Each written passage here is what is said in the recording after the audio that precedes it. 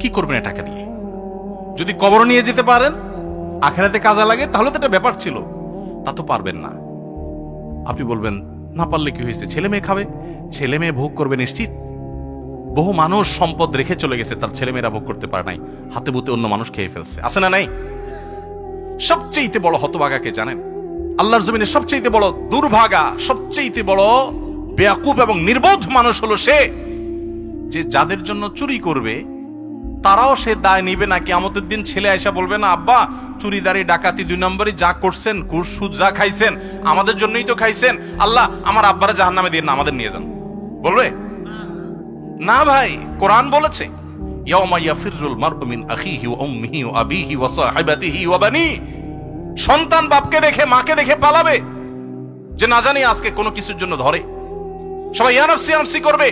যাদের জন্য চুরি করবেন ওরাও দায় নিবে না। আপনার মতো নির্বোধ কে হতে পারে? সন্তানকে চুরির সম্পদ দিয়ে বড় করবেন না, সততা দিয়ে বড় করেন।